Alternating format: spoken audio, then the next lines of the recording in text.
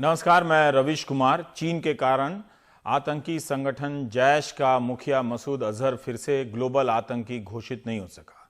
संयुक्त राष्ट्र सुरक्षा समिति की 1267 प्रतिबंध कमेटी की सुनवाई में चीन ने चौथी बार तकनीकी कारणों के आधार पर मसूद अजहर को ग्लोबल आतंकी नहीं होने दिया। भारत ने 4 बार प्रयास किया, मगर चारों बार चीन ने रास्ता रोका। इस बार भारत के साथ 13 मुल्क साथ आए। सुषमा स्वराज बीजिंग भी गईं, मगर चीन आतंक के खिलाफ बने जनमत के दबाव में नहीं आया और चौथी बार मसूद अजहर को ग्लोबल आतंकी नहीं होने दिया। तकनीकी कारणों से रोक लगा देने के कारण अब अगले 6 महीने तक इस मामले में कुछ नहीं हो सकेगा। उसके बाद 3 महीने के लिए और रोक लग सकती है, यानी अगले 9 महीने में सदस्य देशों को नई जानकारियां देनी होंगी ताकि तकनीकी रोक हटाई जा सके और अजहर को फिर से ग्लोबल आतंकी की सूची में डालने पर विचार हो और फैसला हो। भारत के प्रस्ताव के साथ 13 देश आए। इस बार सुरक्षा परिषद के सदस्य इसमें थे अमेरिका, ब्रिटेन, फ्रांस, जर्मनी के अलावा संयुक्त राष्ट्र के सदस्य देश भी Poland, Belgium, Italy, Bangladesh, Maldives, Bhutan, Guyana, Japan और ऑस्ट्रेलिया ने साथ दिया। चीन ने कहा कि उसे ठीक से विचार करने के लिए और समय की जरूरत है। भारत ने अपनी प्रतिक्रिया में निराशा जाहिर की, मगर चीन का नाम नहीं लिया। जैश मोहम्मद ने तो 14 फरवरी के पुलवामा हमले की जिम्मेदारी भी ली थी। भारत ने कहा कि वह आगे भी अपना यह प्रयास जारी रखेगा। अमेरिका ने कहा कि यह नाकामी है और इसका असर क्षेत्रीय स्थिरता और शांति पर पड़ेगा। 10 साल से चीन के रुख में कोई बदलाव नहीं है। 2009 से वह इस मामले में पाकिस्तान के साथ क्यों खड़ा है, समझना चाहिए। सबसे पहले मुंबई हमले के बाद भारत सरकार ने 2009 में जैश के मुखिया को ग्लोबल आतंकी की सूची में डलवाने की मुहिम शुरू की। उसके बाद 2016, 2017 और अब 2019 में हुए प्रयास के एक ही नतीजे रहे। अमेरिका तक ने कहा कि मसूद अजहर को ग्लोबल आतंकी घोषित करने में जो नाकामी रही है वो अमेरिका और चीन दोनों के लक्ष्य के खिलाफ है, मगर चीन पर कोई असर नहीं पड़ा। भारत ने प्रयास किया, उसे सफलता नहीं मिली, मगर पुलवामा के बाद की राजनीति ने इसे रंग दे दिया। आतंकी मसूद अजहर का संरक्षक पाकिस्तान है। चीन पाकिस्तान और मसूद अजहर का समर्थक है। तो क्या भारत चीन से इस आधार पर अपने संबंधों को परिभाषित करेगा? इस बात से अपने संबंधों को देखेगा, शर्तें रखेगा। राहुल गांधी ने इस पर एक ट्वीट किया और बीजेपी ने प्रतिक्रिया दी। राहुल का ट्वीट था कि कमजोर मोदी शी से डर गए हैं। चीन ने भारत के खिलाफ काम किया, मगर उनके मुंह से एक शब्द नहीं निकला। यह उनकी चीन के साथ कूटनीति है। गुजरात में शी के साथ झूलना, दिल्ली में शी को गले लगाना, चीन में शी के सामने सर झुकाना। संदर्भ यह है कि जिस तरह प्रधानमंत्री ने रैलियों में कहा कि घर में घुसकर मारेंगे और 7वें पाताल से निकल लाएंगे, अगर यह गुस्सा और नीति आतंक के खिलाफ है तो यह पाकिस्तान के खिलाफ ही क्यों है? उसका समर्थन करने वाले चीन के खिलाफ क्यों नहीं है? चीन ने पाकिस्तान के साथ दोस्ती ही नहीं दिखाई, बल्कि मसूद अजहर को सपोर्ट किया है। राहुल गांधी के इस ट्वीट के बाद बीजेपी नेता रविशंकर प्रसाद ने जो जवाब दिया, पहले आप उसे सुने। क्या राहुल गांधी जी, आपको भारत को पीड़ा जब होती है तो आपको खुशी क्यों होती है? Why is Rahul Gandhi in a celebratory mood when the country stands pained by this kind of attitude of China? That is the larger question. आप इतने खुश हो जाते हैं? लार्जर क्वेश्चन तो यह है कि चाइना ने मसूद अजहर का सपोर्ट किया, उस पर उन्होंने लार्जर क्वेश्चन नहीं दिया। लेकिन विपक्ष से सवाल पूछा, ठीक बात है। और इस बयान में जो प्रेस कॉन्फ्रेंस में उन्होंने राहुल की आलोचना की, पर आपने सुना होगा कि रविशंकर प्रसाद ने चीन के बारे में किसी कठोर शब्द का इस्तेमाल नहीं किया। यही कहा कि चीन ने पुरानी नीति दोहराई है। अपनी सरकार के प्रयासों की असफलता भी उन्होंने नहीं कहा, मगर अगर सूची में मसूद अजहर का नाम शामिल हो जाता तब इन्हीं रविशंकर प्रसाद के इसी प्रेस कॉन्फ्रेंस में क्या तर्क होते? तब अपनी चुनावी सभाओं में प्रधानमंत्री मोदी का भाषण कैसा होता? भारत का दावा है कि आतंक के सवाल पर सारी दुनिया उसके साथ है, मगर क्या उसे यह नहीं बताना चाहिए था कि वह चीन के इस कदम को कैसे देखता है? क्या भारत मानता है कि चीन आतंक के सवाल पर भारत के साथ नहीं है? कम से कम इस तरह के बयान की उम्मीद की जा सकती थी। अगर आज सूची में मसूद अजहर का नाम होता तो टीवी स्टूडियो के डिबेट हफ्तों के लिए सजा दिए गए होते। तो अब इन सवालों पर चर्चा क्यों गायब है? पाकिस्तान की तरह चीन को क्यों नहीं ललकारा जा रहा है? अब सारी चर्चाएं वैसी क्यों हो गई हैं जैसी विदेश नीति से जुड़े मसलों पर आदर्श रूप में होनी चाहिए? पाकिस्तान का नाम आया तो ललकार दिया, पाकिस्तान का साथ दिया चीन तो चुप। सरकार को छोड़िए, मीडिया क्यों सरकार की तरह कूटनीतिक हो गया, यही फर्क समझना है सभी को। क्या न्यूज चैनलों को चीन से डैश डैश डैश लगता है? क्या न्यूज चैनलों को डैश डैश डैश ने चुप रहने के लिए कहा है? रिक्त स्थानों की पूर्ति आप स्वयं कर लें। हमारे सहयोगी सुशील महापात्रा ने प्रवीण शॉनी से बात की। उन्होंने गजाला वहाब के साथ चीन पर एक किताब लिखी है, dragon on our door step, managing China through military power. और ये पहली बार नहीं बल्कि चौथी बार ऐसा हुआ जहाँ पर जो चीन है वो भारत की सपोर्ट नहीं किया है, बल्कि बड़े जो देश है, यूके है, यूएसए है, फ्रांस है, वो सब सपोर्ट किए। और सबसे बड़ी बात है, 11 मेंबर सपोर्ट करने के बावजूद भी चीन ने भारत का साथ नहीं दिया। वही हुआ जो हम सभी उम्मीद कर रहे थे कि वो साथ नहीं देगा। देखिए, ये अभी की बात नहीं है, आगे भी यही होगा, क्योंकि हम सब जानते हैं कि वो पाकिस्तान के साथ ही खड़े होंगे और वो उनके नेशनल इंटरेस्ट में है।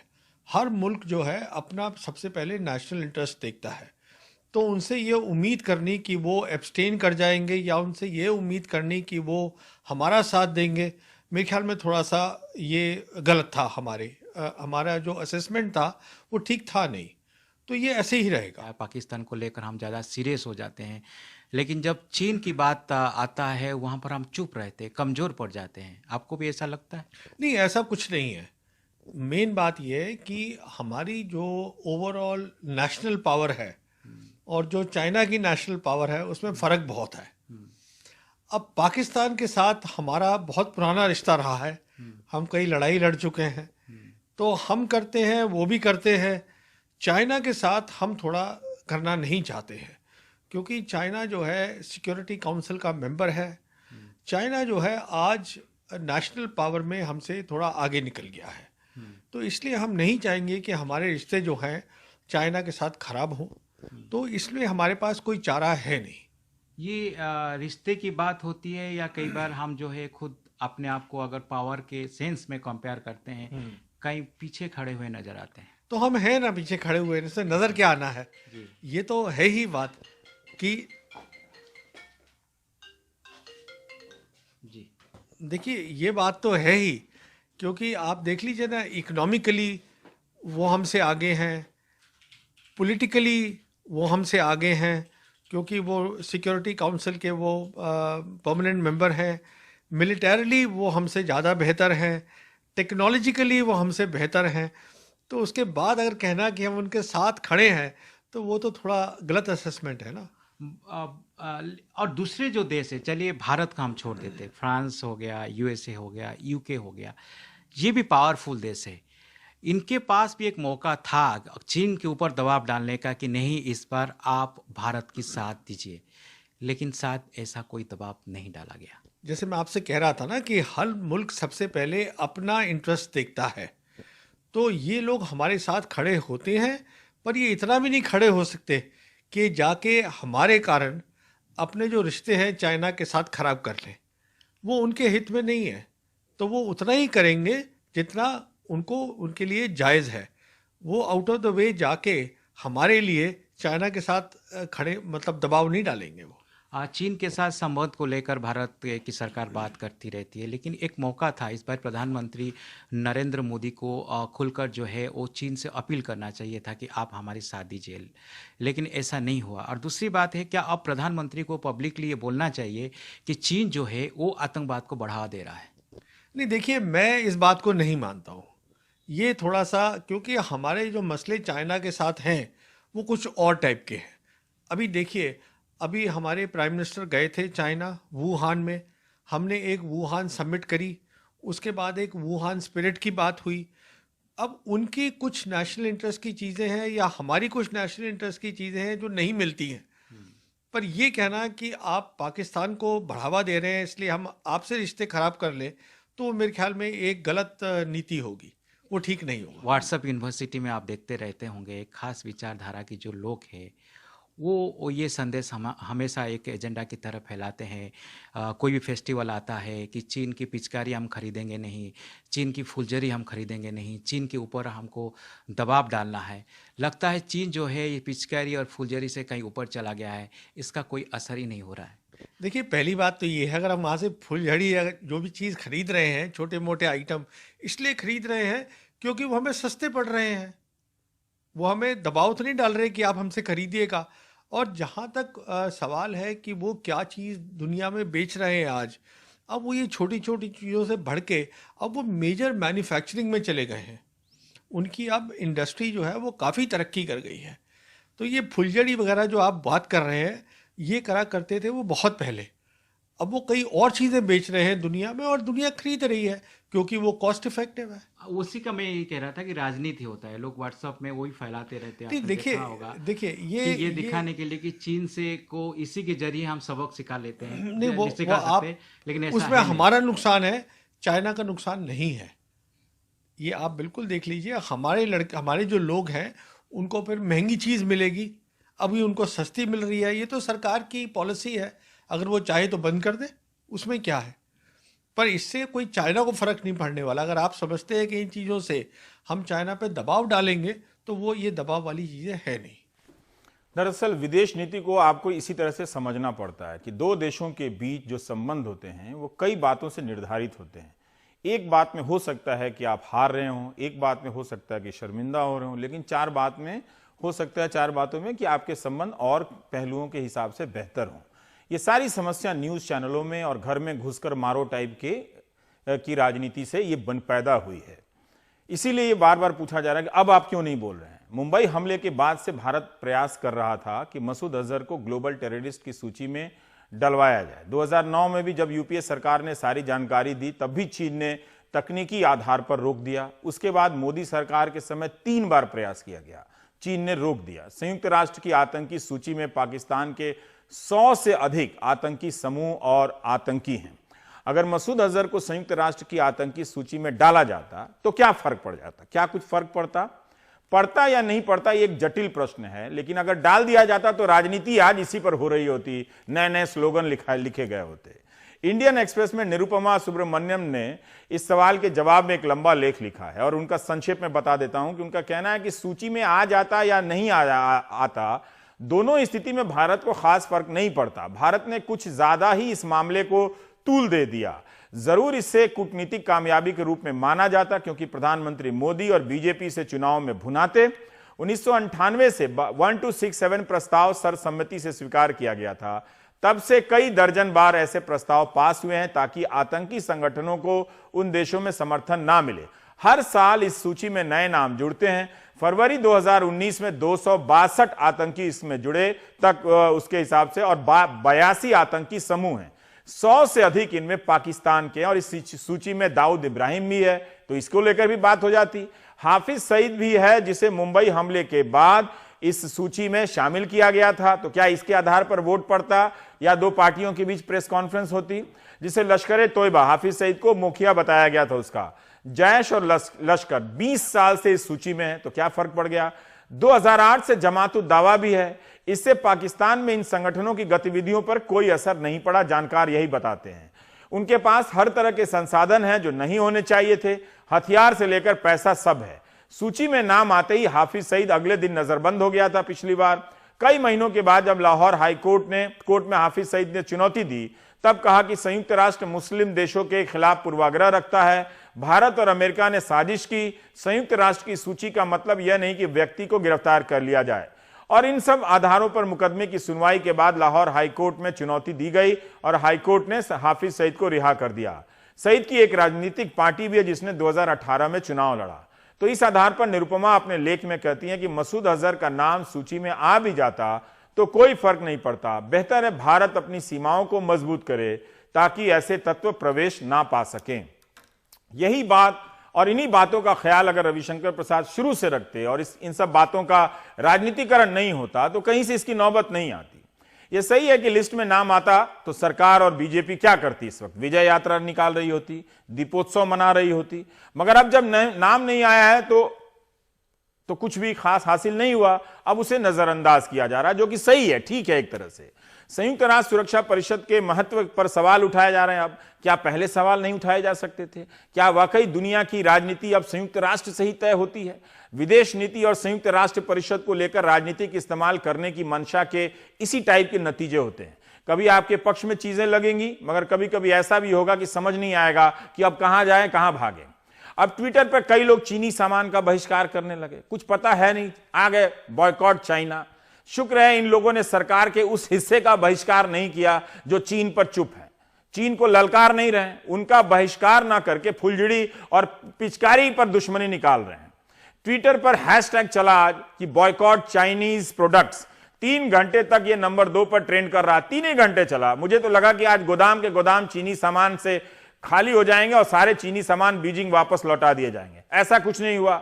शाम 6 बजे तक यह ट्रेंड जो था 4थे नंबर पर आ गया। कांग्रेस से बीजेपी आए टॉम वडक्कम पहले नंबर पर ट्रेंड करने लगे। बताइए, आज ही के दिन कांग्रेस से बीजेपी में आ गए, जो पाकिस्तान परस्त बताती है बीजेपी जिस पार्टी को, और गुलदस्ता दे रहा है रविशंकर जी पाकिस्तान परस्त पार्टी से आए हुए एक व्यक्ति को। तो चीनी सामान के बहिष्कार जैसी राष्ट्रवादी अपील पीछे चली गई टॉम वडक्कम के कारण। इस अपमान का किसी से बदला नहीं लिया गया, यह अच्छी बात है। अब रामदेव भी जोश में आकर बहिष्कार करने का ट्वीट कर दिया। उन्होंने लिखा कि हमें चीन का राजनीतिक, सामाजिक, आर्थिक बहिष्कार करना चाहिए। चीन सिर्फ व्यापार की भाषा समझता है, युद्ध से कहीं ज्यादा मजबूत होता है वित्तीय बहिष्कार। यह बहुत बड़ा ऐलान था। अगर रामदेव इससे ज्यादा सीरियस हो गए होते तो चुनाव छोड़कर हम आप सब चीन के बहिष्कार में लगे होते। अब कई लोगों को लगा कि फोटो खिंचाने का मौका है, वे भी ट्वीट छेड़ने लगे कि भारत का नागरिक होने के नाते चीन का कोई उत्पाद नहीं खरीदूंगा। इमोशनल हो गए भाई साहब। तो कमाल आर खान ने ट्वीट कर दिया कि यह भी चीन के मोबाइल फोन से ट्वीट कर रहे हैं। एक ने तो जोश में आकर कह दिया कि प्रधानमंत्री आपको चीन को सबक सिखा देना चाहिए। कोई रघुवीर सिंह मैदान में आ गए और कहा कि मैंने अपने फोन से चीनी ऐप डिलीट कर दिया है। कोई टिकटॉक ऐप है उसको डिलीट करके बहादुर बन रहे थे। बताइए, राष्ट्रवाद का इससे बड़ा प्रमाण क्या हो सकता है? सीमा पर जवान अपना गोली खा रहा है और एक जवान ये है रघुवीर सिंह टाइप के, जो मोबाइल से ऐप डिलीट कर रहे हैं और बहादुर बन रहे हैं। एक जनाब कूद पड़े कि हमें सिर्फ सामान का बहिष्कार करना है। ध्यान रहे, ये लोगों का मुद्दा है। अंतर्राष्ट्रीय संधियों के कारण सरकार स्टैंड नहीं ले सकती। लगता है कि यह संधियां पाकिस्तान के साथ नहीं हुई होंगी। व्हाट्सएप यूनिवर्सिटी से विदेश नीति में एक्सपर्ट की डिग्री लेकर आए इन लोगों से आप सावधान रहिए। ये एंटायर डिप्लोमेटिक साइंस में डिग्री लेकर ट्वीट कर रहे थे। हमने आपको एंटायर पॉलिटिकल साइंस की थ्योरी समझा दी। चीन ने मसूद अजहर को 2016 और 2017 में भी ग्लोबल आतंकी की सूची में जाने से रोका था। अगर उसी समय ट्विटर के ये खलियर राष्ट्रवादी लोग सक्रिय रहते तो आज मेक इन इंडिया सफल हो गया होता। चीन से सारा आयात रुक गया होता, क्योंकि व्यापार असंतुलन है। मतलब हम उससे बहुत ज्यादा अपना पैसा देकर सामान आयातित करते हैं और हम उसको निर्यात नहीं कर पाते। ये ठीक हो गया होता। चीन भारत से माफी मांग रहा होता, भाई छोड़ दीजिए, कम से कम पिचकारी तो ले लीजिए। आज तो हद तब हो गई जब इस खबर के आने के कई घंटे बाद व्हाट्सएप पर चीन की पिचकारी के बहिष्कार वाला मैसेज नहीं आया। मतलब आज तो मैं व्हाट्सएप डिलीट ही करने वाला था। फुलझड़ी और पिचकारी ना खरीद कर चीन को तो हम सबक सिखा सकते थे। अभी तक किसी भी शहर से खबर नहीं आई है कि किसी खलियर राष्ट्रवादी ने चीन में बने आईफोन 10 को बालकनी से बाहर फेंक दिया है। लोग अपनी सड़कों पर अपनी कारें छोड़ गए हैं क्योंकि उनमें चीन के आयातित पार्ट्स हैं। एंकर लोग भी आहत हो गए, कुछ चैनलों के खलियर चीनी सामान के बहिष्कार का हैशटैग लिखने लगे कि इसमें भी सीना तानो। उन्हें कम से कम अपने स्टूडियो में चीनी सामान को चेक कर लेना चाहिए था, लेपल माइक को निकाल के फेंक देना चाहिए था। आज इन सबको 2 काम करना था। पहला कि ओलेक्स पे जाके घर के सारे चीनी सामान को नीलाम कर देना चाहिए था, ताकि हम सब कह सकते थे कि हमने चीन को आज सस्ते में और वो भी सरेआम नीलाम करके दिखा दिया। दूसरा काम सरकार को करना था, इन लोगों को चीनी पिचकारी देकर 1 बाल्टी रंग देकर डोकलाम भेज देना था। वहां जाकर ये लोग लॉन्ग रेंज वाली पिचकारी से चीनी गोला बारूद को रंगों से गीला कर देते। चीनी गोला बारूद भोजपुरी में जैसे कहते हैं मेहरा जाता, मुरझा जाता, मतलब उसमें नमी आ जाती, मॉइस्चराइज हो जाता। मिसाइल उड़ने से पहले ही जू जू जू करके वहीं मुरझा जाती। 2-3 हफ्तों के भीतर ही चैनलों के स्टूडियो में गढ़ा गया उन्माद लतीफा में बदल चुका है। ट्विटर के किसी भी खलियर राष्ट्रवादी ने चीनी सामान के बहिष्कार का ट्रेंड पिट जाने पर नैतिक जिम्मेदारी नहीं ली है। किसी ने नहीं कहा कि चीनी सामान के बहिष्कार की अपील पिट जाने से सेना के मनोबल पर असर पड़ा है। ऐसे खलियर राष्ट्रवादियों से सावधान रहिए। विदेश नीति की जटिलताओं का अध्ययन कीजिए। हर समय विदेश नीति को लेकर भारत का गर्व हो जाना, भारत का पतन हो जाना, पीछे हार जाना, जीत जाना, इस तरह से नहीं देखिए। ये लंबी रेस की चीजें हैं, हार जीत के साथ चलती रहती हैं। आपको याद होगा पाकिस्तान के साथ तनाव के वक्त मैंने सावधान किया था कि आप अपने देश प्रेम पर भरोसा कीजिए। चैनलों का कोई भरोसा नहीं, वो कुछ और टॉपिक करने लगेंगे। अब बताइए, वे चीन को सबक सिखाने के लिए किसी को ललकार नहीं रहे, आपसे कह रहे हैं कि आप अपना सामान फेंक दें। कम से कम अपना ही सामान आपको दे देते। पुलवामा के बाद माहौल बनाने के लिए कई चैनलों पर कवि बुलाए गए, आगे कवि लोग मंच बन गया, पूरा तिरंगा का सेट लग गया, वे पाकिस्तान के खिलाफ वीर रस वाली कविता कहने लगे। वे सब अपना अपना पेमेंट लेकर जा चुके हैं। मेरी उन कवियों से अपील है कि वे चीन को लेकर वीर रस वाली कविता लिखें और चैनल वाले भी चीन को लेकर कवि सम्मेलन कराएं। कम से कम हम कविता में तो चीन को ललकारें, वैसे भी उसे हिंदी कहां समझ में आएगी। बेशक ये कवि चाहे तो चीन के साथ अर्बन नक्सल तक को ललकार दे। अर्बन नक्सल भी अपनी इस नई जिम्मेदारी के कारण अर्बन और नक्सलिज्म दोनों छोड़ के भाग जाएंगे। तेंदुलकर से कहें कि टीम इंडिया चीनी फोन की जर्सी पर फेंकवाइए, उन्हें अपने चैनल की जर्सी दे दें। राष्ट्रवाद अगर कहीं है तो अब चैनलों में है। टीम इंडिया को सेना की टोपी नहीं, चैनलों की जर्सी पहनकर खेलना चाहिए। मैं दावे के साथ कहता हूं टीम इंडिया एक भी मैच नहीं हारेगी। जो बिगड़ गया है वो अब नहीं सुधरने वाला है। उधर इसी बीच भारत पाकिस्तान के बीच ये भारी तनाव करतारपुर कॉरिडोर के मुद्दे पर कुछ घुलता दिखा, जब गुरुवार को दोनों देशों के अधिकारी इस सिलसिले में अमृतसर के अटारी में मिले। ये भी अच्छी बात हुई। ये कॉरिडोर पाकिस्तान के करतारपुर में गुरुद्वारा दरबार साहिब को भारत के गुरदासपुर जिले में के डेरा बाबा नानक से जोड़ देगा। कहते हैं कि गुरु नानक देव ने अपने जीवन के अंतिम 18 साल दरबार साहिब में ही बिताए और इसीलिए यह सिखों के सबसे पवित्र गुरुद्वारों में से एक माना जाता है। इस कॉरिडोर के बन जाने से भारत से सिख अनुयायी बिना वीजा के दरबार साहिब के दर्शनों के लिए जा सकेंगे। भारत ने प्रोजेक्ट के पहले चरण में हर रोज 5000 तीर्थयात्रियों के आने जाने का इंतजाम पूरा करने पर जोर दिया। सीमा के दोनों ओर इस कॉरिडोर का पहले ही शिलान्यास हो चुका है। आगे के निर्माण और तकनीकी पहलुओं पर विचार करने के लिए दोनों देशों के अधिकारियों की पहली बैठक बड़े ही सकारात्मक माहौल में पूरी हुई। अगली बैठक अब 2 अप्रैल को होगी। इस बीच विदेश मंत्रालय के संयुक्त सचिव दीपक मित्तल ने साफ किया कि करतारपुर कॉरिडोर को दोनों देशों के बीच वार्ता की बहाली ना माना जाए। अच्छी बात यह रही कि ना तो किसी ने किसी को ट्रोल किया इस पर, ना ही किसी ने किसी से इस्तीफा मांगा, ना ही किसी ने कहा कि हम घर में घुस के मार देंगे। ब्रेक के बाद हम अपने घर के लोगों की बात करेंगे, BSNL के लोगों को जो सैलरी ना मिलने के कारण मुझे मैसेज कर रहे हैं कि हमारा मुद्दा उठाइए, हम मर जाएंगे। ब्रेक के बाद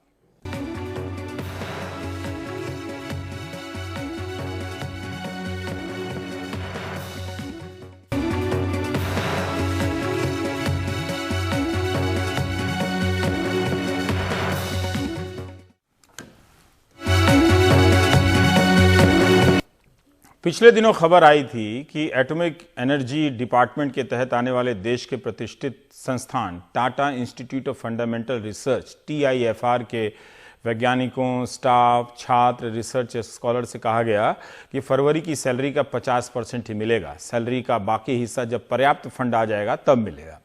संस्थान के कहने के बाद भी सैलरी बढ़ गई और द वायर में R रामचंद्रन ने लिखा कि यह पूरी तरह सही नहीं है। संस्थान की सफाई के पहले ही कर्मचारी संगठन के सचिव ने पत्र लिखा था कि पेंशन से लेकर सैलरी तक क्यों रोकी गई। ये 70 साल में पहली बार हुआ है। अब खबर आ रही है कि भारत संचार निगम लिमिटेड BSNL के 1,76,000 कर्मचारियों को वेतन नहीं मिला है। 15 मार्च होने को आ रहा है मगर फरवरी की सैलरी नहीं आई है। दिल्ली के जनपद पर भारत संचार निगम लिमिटेड के कुछ कर्मचारियों ने प्रदर्शन किया। संख्या बहुत नहीं थी। ये सभी ठेके पर काम करने वाले कर्मचारी हैं। बताया कि कोई 20 साल से काम कर रहा है, कोई 22 साल से काम कर रहा है और इनके संगठन का कहना है कि पूरे भारत में ठेके पर काम करने वाले कर्मचारियों की संख्या करीब 1 लाख है। उड़ीसा के कोरापुट से आए एक कर्मचारी ने बताया कि जंगलों में 10-10 किलोमीटर अंदर जाकर नेटवर्क का इंतजार करते हैं, उन्हें 3 महीने से वेतन नहीं मिला है। वाराणसी से आए एक कर्मचारी ने कहा कि सरकार उन्हें पैसे न देकर ठेकेदार को पैसे देती है ताकि BSNL के सर पर यह बात ना आ जाए कि इतने साल से काम कर रहे हैं तो नौकरी पक्की की जाए।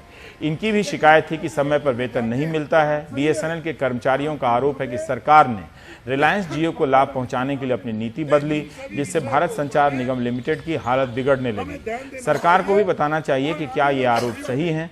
2.25 लाख लोगों को रोजगार देने वाली संस्था की हालत ऐसी क्यों हुई, इसका कुछ तो जवाब मिलना चाहिए। कर्मचारी संगठन का कहना है कि सितंबर 2016 में रिलायंस जियो के आने के बाद प्रीडेटरी प्राइसिंग यानी जो कीमतों की होड़ हुई कम से कम कीमत में देने की, उससे आर्थिक स्थिति बिगड़ी।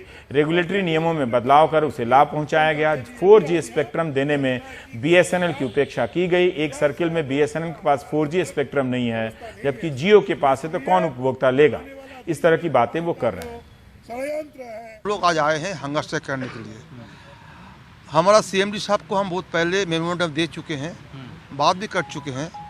ये उम्मीद था कि हमारा जो मांग है वो मांग बीएसएल मैनेजमेंट एक सही टाइम में उसको सेटल करे। ये कैजुअल कॉन्ट्रैक्ट के मजदूर लोग 20 साल से काम कर रहे हैं। बीएसएल जनरल का पहले जब डीओटी था तब से ये कर्मचारी लोग काम कर रहे हैं। अभी भी इनका जो मांग है 18,000 मिनिमम वेज, ये सेंट्रल गवर्नमेंट का जो मिनिमम पे स्केल है उस हिसाब से इनका वेज भी भुगतान देना चाहिए। आज तक वो सरकार वो उसको नहीं माने हैं। दूसरा बात है, इसका जो ईपीएफ पीएसआई ग्रेच्युटी जो कानून है, वो जो श्रम आइन है लेबर एक्ट, इसका ये बीएसएल में उल्लंघन हो रहे हैं। कॉर्पोरेट ऑफिस दिल्ली से कुछ ऑर्डर वो लोग निकल चुके हैं, बट फील्ड लेवल में मान लीजिए Bihar, Jharkhand, UP east, UP west, Haryana, Chhattisgarh, Madhya Pradesh, इस जगह जगह में फील्ड लेवल में बीएसएल के जो मैनेजमेंट लोग हैं, ये लोग ईपीएफ पीएसआई ग्रेच्युटी ऐसे कोई कानून ये लोग नहीं मान रहे हैं। आप उड़ीसा से हैं? हाँ। अच्छा, कहाँ से हैं? उड़ीसा कोरापुट। कोरापुट। ध्यान रखिएगा, केबी के डिस्ट्रिक्ट का नाम आपने केबी सुना का होगा, डिस्ट्रिक्ट नक्सल जो उड़ीसा एरिया का है। सबसे अंडर डेवलप्ड डिस्ट्रिक्ट माना जाता है, उसमें कोरापुट भी है। बहुत- उड़ीसा आए हैं। हाँ, बताइए हम क्या बहुत- कितना दिनों से आपको तनख्वाह नहीं मिली है? 4 महीना 4 महीना हो गया। 4 महीना तो वहाँ तो और तो कोई ऐसा काम है नहीं, लोग कहता बहुत अंडर डेवलप है। नहीं, बहुत जंगल एरिया जंगल है, एरिया। नक्सली एरिया है। हाँ। वो नक्सल एरिया में हम बीएसएनएल का सर्विस प्रोवाइड कर रहे हैं। 20 साल से ज्यादा हो गया। अच्छा, वो वो जंगल के अंदर आप हाँ, जाते हैं जंगल नक्सल एरिया, बहुत जंगल, चल के जाना, जहाँ बस नहीं जाती, अच्छा, चल के जाते हैं। वहाँ बीएसएनएल का सर्विस 24/7 देते हैं। वहाँ पर टावर हम लगाते टावर हम लगाते हैं, कोई प्राइवेट कंपनी नहीं लगाता है। अच्छा। कोई कॉम्पिटिटर ऑपरेटर भी नहीं है। तो मतलब कितने सालों से आप कह रहे हैं काम कर रहे हैं? 20 साल। 20 साल। तो कभी कभी कितना किलोमीटर चलना पड़ता है आपको 6 लगाने के लिए? 6 किलोमीटर से ज्यादा, 6 6 किलोमीटर 10 चलते 20 हैं। किलोमीटर भी जाते हैं। अच्छा, हाँ, वो डीएसपीटी भी जहाँ नक्सल के लिए बीएसएफ कैंप है, हाँ। उधर डीएसपीटी लगाने के जाते हैं। नेटवर्क के लिए कि हाँ, वहाँ नेटवर्क के मिले? लिए, डिजिटल सेटेलाइट नेटवर्क, जहाँ टावर नहीं लगता है, उधर व्हील फोन और डिजिटल डीएसपीटी लगाने के लिए चल के हम खुद लेके जाते हैं। लेकिन आपको 4 महीने से पैसा 4 नहीं महीने से एक पैसा भी नहीं मिला। Important job they are doing. मिला। और कितने तनख्वाह आपको मिलती है? हमको 9,200 मिलता है। 9,000। ईपीएफ पीएसआई कटिंग हो। मतलब आप 18 साल से काम कर रहे हैं? हाँ, कह रहे हैं। 20 साल, तो 9,000 20 साल हो 20 साल से काम कर रहे हैं, 9,200 आपको तनख्वाह मिल रही है। जो परमानेंट वर्कर्स है उनको 1 महीने से तनख्वाह नहीं मिली है, लेकिन यहाँ के जो एम्प्लॉय कॉन्ट्रैक्चुअल है उनको तो 6-8 महीने से तनख्वाह नहीं मिली है। तो ये चीज़ कहीं मीडिया में नहीं आया, आपने देखे होंगे, और हमारी जो मीडिया वाले इस पर डिबेट भी नहीं करते हैं, है ना, क्योंकि ये तो हिंदू मुस्लिम का टॉपिक है नहीं, शायद टीआरपी नहीं आएगा। टीआरपी नहीं आएगा, TRP इसीलिए नहीं आएगा। हमारा बात कोई सोचता भी नहीं। हमारा बाल बच्चे कैसे पलते हैं, हम कैसे जीते हैं, कोई किसी को फिक्र ही नहीं। आप कहाँ से? मैं यूपी ईस्ट से हूँ। मैं सर्किट सेक्रेटरी हूँ। हाँ। वहाँ पे यूपी ईस्ट में तो करीब 12 महीने, 13 महीने, 14 महीने हमारे माननीय प्रधानमंत्री मोदी जी का क्षेत्र बनारस है, वहाँ पे 18 महीने से पेमेंट नहीं मिला है। 18 महीने हो गए? 18 महीने से, वो भी पेमेंट की कंडीशन है 1200 से रुपया से लेके 2,000 रुपये तक प्रति माह दिया जाता है, और वो भी 18 महीने से पेमेंट नहीं मिला है। ईपीएफ एसआई की कोई भी सुविधाएं नहीं है। आज जिसकी शिकायत मैं माननीय प्रधानमंत्री कार्यालय पे, सीएमडी कार्यालय पे, संचार मंत्री कार्यालय पे करीब लगभग 10-10 बार मैं स्वयं लाके डाक रजिस्टर में लाके एंट्री कराया हूँ, दिया हूँ, लेकिन आज तक कोई भी सुनवाई नहीं हुई। जिसमें करीब 8 लेबरों की मौत भी हो गई है 5 साल में। 8 लेबर की मौत हो गई, उसकी भी मैंने शिकायत किया, जिस पर कोई ना कार्रवाई की गई, ना उनको एक पैसे क्लेम किया गया। जो भी पैसा ठेकेदार लेता है, वो कभी ठेकेदार हम लोगों को डायरेक्ट पैसा नहीं देता है, वो एसडीओ के अकाउंट में भेजता है, और एसडीओ अपने हाथ से जो है नगद कैश देता है, जिसको वीडियो रिकॉर्डिंग में मैंने कई बार सीएमडी को मैंने ऑनलाइन ट्वीट करके भी भेजा हुआ, संचार मंत्री को भेजा। बहुत सी लड़ाइयाँ, मैं करीब 10 साल हो गए मैं लड़ते लड़ते, लेकिन कोई भी न्याय नहीं मिल रहा है, कहीं से भी नहीं तो आप मिल रहा ये है। कह रहे हैं कैश की वजह से ये मतलब कोई रिकॉर्ड नहीं रहता है कि कितने पैसे जो है लेबर को दिया जी, गया? अभी मैंने कुछ कानपुर असिस्टेंट लेबर कमिश्नर के यहाँ मैं कुछ केस मैंने डाला, उसके होम मिनिस्टर के यहाँ से मैं पैरवी करके जो है रिक्वेस्ट किया था कि इसकी सुनवाई हो, तो होम मिनिस्टर जी के यहाँ से लेटर गया assistant labour commissioner Kanpur UP east को, उन्होंने सुनवाई किया 3 जिले का, जिला फर्रुखाबाद और फतेहपुर और कानपुर का, उसमें स्पष्ट आया सामने कि जिन लेबरों का ईपीएफ और एसआई काटा जाता है वो एसडीओ और ठेकेदार के रिश्तेदार हैं। वो लेबरों का नाम ही नहीं दिया गया उसमें। अच्छा, ईपीएफ काट देते हैं लेकिन वो नाम नहीं है। वो नाम हमारे लेबरों का नहीं, जो काम एक्चुअली जो लीगल काम कर रहा है उसका नाम नहीं है, दूसरे किसी के नाम से कट रहा है। ठेकेदार और एसडीओ के रिश्तेदार का नाम है। तो ये प्रूफ किया आपने? जी, जिसकी शिकायत भी मैंने दोबारा वहाँ रिटर्न लेटर दिया। आज भी मैं सीएमडी को लेटर लाया हूँ देने के लिए। मुझे तो इसमें कोई कार्रवाई नहीं हुई? कोई भी कार्रवाई नहीं हुई, जिसका मैं पूरा विवरण बना के मैं लाया हूँ। तो बड़ी बात है। मैं आने की स्थिति में नहीं था, मैं किसी तरह आया हूँ यहाँ पे, इसलिए किराया भाड़ा नहीं। जहाँ 18 महीने से जहाँ पेमेंट नहीं मिला है, वहाँ की कंडीशन लेबरों की क्या हो सकती है, इसको ईश्वर ही जान सकता है। अब बाकी मैं कुछ कहूँगा नहीं, आप लोगों के ऊपर इतना विश्वास है। इस तरह के हालात हैं, लेकिन अखबारों में आप ये जो जानकार होते हैं कमरे में बैठ के लिखते हैं, उनका लेख पढ़िए तो लिख रहे हैं कि देश में कोई बहुसंख्यक राष्ट्रवाद, हिंदू राष्ट्रवाद टाइप की कोई लहर चल रही है। लोगों ने अपने बुनियादी सवाल सोचने छोड़ दिया है। अब ये लोग सोच रहे हैं अपने बुनियादी सवाल के बारे में। ये तो ठेके पे लोग हैं, कितनी तरह की तकलीफें हैं। 8 लोग मर गए, वो बता रहे हैं कि जो काम करते हुए मर गए, लेकिन कोई सुनवाई नहीं है। और टीवी स्टूडियो में आप देखेंगे कि फर्जी तरह के एक लोग आ जाते हैं, जो आते ही दूसरे किस्म की बहसों में चले जाते हैं। राष्ट्रवाद, कब युद्ध होगा, कब हम पिचकारी का बहिष्कार करेंगे, इन सब इश्यू पे बात नहीं होती है। बीएसएनएल के कर्मचारी संगठन, ये स्थायी कर्मचारी संगठन के एक नेता ने बताया कि 2.25 लाख लोगों को रोजगार देने के बाद भी संस्थान पर मात्र 19,000 करोड़ की ही देनदारी है। पिछले साल इसे 8,000 करोड़ का घाटा हुआ था। इस संस्थान में अब भी दूसरों को चुनौती देने की क्षमता है, बशर्ते सरकार ध्यान दे। बिल्कुल, ये इसमें पूर्णतः सच है। राजस्थान सर्किल में भी आज 13 तारीख हो गई है, लेकिन अभी तक बीएसएनएल के किसी कर्मचारी को यहाँ सैलरी नहीं मिली है। जैसा कि केंद्रीय हमारा जो ऑफिस है बीएसएनएल मुख्यालय, वहां से पता चला कि अभी सिर्फ कुछ सर्किल्स दिल्ली, जम्मू कश्मीर, उड़ीसा, कर्नाटक, केरला, इन्हीं को सैलरी दी गई है। बट अभी बाकी के जितने भी सर्किल्स हैं पूरे इंडिया में, वहां पे अभी तक एम्प्लॉइज को सैलरी नहीं मिली है। पिछले दिनों बीएसएनएल के सभी कर्मचारियों ने फरवरी मंथ में एक 3 दिवसीय हड़ताल भी की थी, जिसमें बीएसएनएल की परफॉर्मेंस रिवाइवल के लिए काफी सारी मांगे की गई थी। 4G स्पेक्ट्रम का अलॉटमेंट होना था, जो वेतनमान की जो 3rd PRC की रिकमेंडेशंस लागू होनी थी। इन सभी चीजों पर अभी तक किसी तरह का कोई ठोस कार्रवाई उच्च नेतृत्व और जो सरकार की तरफ से किसी भी तरह की कोई ठोस पहल इस तरीके की अभी बीएसएनएल के रिवाइवल के लिए नहीं हुई है। पिछले 4 साल से लगभग बीएसएनएल दिनों दिन वित्तीय घाटे की तरफ अग्रसित होता जा रहा है, और अब ये हालत हो गई है कि सैलरीज देने में भी दिक्कत आने लगी है। ये आने वाले भविष्य के लिए बीएसएनएल में जो कार्यरत कर्मचारी हैं उनके लिए तो एक चिंता का विषय है ही। ये पूरे टेलीकॉम सेक्टर के लिए भी एक बड़ी चिंता का विषय है कि अगर बीएसएनएल नहीं रहेगा तो आने वाले दिनों में टेलीकॉम सेक्टर का क्या हाल होगा। टेलीफोन सेक्टर तो चल रहा है, इसी बीच बीएसएनएल के कर्मचारी तरह तरह के व्हाट्सएप मैसेज मुझे भेजने लगे हैं। आपसे गुजारिश है कि ना भेजें। जब 2 लाख की 2.25 लाख की आबादी के लोग कुछ नहीं कर सकते, तो मुझे 100 मैसेज भेज के मुझे तंग नहीं करना चाहिए। वो ये है कि मैं बार बार अपने भाषणों में मैं कहता भी हूं कि आप एक सूचना विहीन, नागरिक विहीन स्थिति में पहुंच गए हैं, तो ऐसी स्थिति आएगी। तो मुझे इमोशनल ब्लैकमेल ना करें कि आप आत्मदाह कर लेंगे। ये काम करना भी नहीं चाहिए, सोचना भी नहीं चाहिए, बल्कि ये सोचना चाहिए कि सरकार जब संसद में ऐलान करती है कि किसी पब्लिक सेक्टर की कंपनी को विनिवेश करेगी, यानी वो अपना हिस्सा बेच के उसे प्राइवेट कर देगी, तब आप बैठ के क्या करते हैं? चिनिया बादाम खाते हैं। जब सरकार पब्लिक सेक्टर से अलग होगी तो क्या वे अपनी कोई राय रखते हैं? क्या आपने कोई राय बताई? किसी संघर्ष में गए, अपने या किसी दूसरे के संघर्ष में गए? आप सबको यह सोचना चाहिए कि आप 2.25 लाख कर्मचारी हैं। अगर आप अपनी लड़ाई नहीं लड़ पा रहे हैं, क्यों नहीं लड़ पा रहे हैं? क्या आप में नैतिक बल नहीं रहा? गांधी को पढ़िए। उन्हें यह भी समझना चाहिए आपको कि आम जनता जो ग्राहक भी है, वो क्यों नहीं आपके संस्थान की इस खराब हालत को लेकर चिंतित है। उसकी भी तरह तरह की शिकायतें हैं, वो पहले भी रही हैं। क्या वे भी लोगों में सरकारी कर्मचारियों की खराब छवि के शिकार रहे हैं आप लोग? इन सब सवालों के जवाब खोजिए। मुझे व्हाट्सएप मैसेज भेजने से कोई हल नहीं मिलेगा।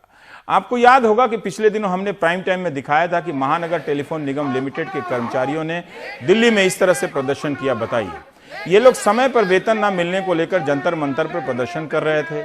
मुझे मालूम नहीं कि ये घर जाकर टीवी पे क्या देखते हैं, व्हाट्सएप पे क्या पढ़ते हैं, लड्डू का फोटो शेयर करते हैं कि दिन भर गुड मॉर्निंग मैसेज भेजते हैं, मालूम नहीं है। पिछले कई महीनों से इन्हें समय पर वेतन नहीं मिल रहा था। जब तक प्रदर्शन नहीं करते हैं, इन्होंने बताया कि सैलरी नहीं मिलती है। एक समय ऐसा था जब हर महीने के आखिरी दिन इन्हें वेतन मिल जाता था, लेकिन आजकल कभी 15 दिनों की देरी से तो कभी 10 दिनों की देरी से सैलरी मिलती है। अच्छी बात यह है कि इन सब मुद्दों पर चुनाव नहीं होते हैं। इससे भी शानदार बात यह है कि सर्वे वाले इन लोगों से सर्वे नहीं करते हैं, वरना सारे हीरो जीरो नजर आएंगे। अब टीवी पर आपको एक चीज बताता हूं। टीवी पर आता है कि 30% लोग बेरोजगार के मुद्दे को प्रमुख मानते हैं, और उसके तुरंत बाद आ जाता है कि 62% लोग प्रधानमंत्री को लोकप्रिय मानते हैं। तो जब 62% अंक बड़ा हो जाता है और 30% छोटा हो जाता है, ऐसे लोगों का, जैसे दिल्ली में जो अपने शिक्षक जो बहाली को लेकर अपने कपड़े उतार कर प्रदर्शन कर रहे हैं, ये चेहरे गायब हो जाते हैं। तो आप इन सर्वे को समझिए और अपनी किस्मत को समझिए कि आपने अपनी नागरिकता का क्या हाल कर रखा है, यह आपको समझना पड़ेगा। लेकिन बीएसएनएल और एमटीएनएल के लाखों कर्मचारी अगर इस हालात में पहुंचा दिए गए हैं, तो सोचिए कि बाकी का क्या होगा। एक और कहानी बताता हूं। बैंकों से लोग मुझे लगातार मैसेज करते रहते हैं कि उन्हें बाध्य किया जा रहा है, धमकाया जा रहा है कि 2-2 लाख तक के शेयर खरीदें। उनके अकाउंट में पैसे नहीं है तो बैंक से लोन लेकर खरीदने की बात कही जा रही है। कोई खरीदना नहीं चाहता अपने बैंक का शेयर। आप स्वतंत्र होना चाहिए कि आपके पास पैसा है तो आप किसी का भी शेयर खरीद सकते हैं, मगर मजबूर किया जा रहा है। अगर 20 लाख बैंकरों से यह काम करवाया जा सकता है, तो सोचिए कि लोगों ने अपनी क्या हालत कर ली है। सोचिए, ऐसा लगता है कि लोग ही लोग नहीं रहे, उन्हें अपनी दयनीय स्थिति पर भी अब दया नहीं आती है। जाने कैसे वे खुद को आईने के सामने पेश करते होंगे। ऐसे लोगों को ट्विटर पर चीनी सामान के बहिष्कार के राष्ट्रवादी तूफान में हर दोपहर शामिल हो जाना चाहिए। थोड़ी देर के लिए नाइस फीलिंग आएगी। वैसे आपको बुरा लगेगा ये बात, मगर इसे आर्थिक गुलामी कहते हैं, स्लेवरी। बैंकों के भीतर राष्ट्रवाद की बहुत जरूरत है।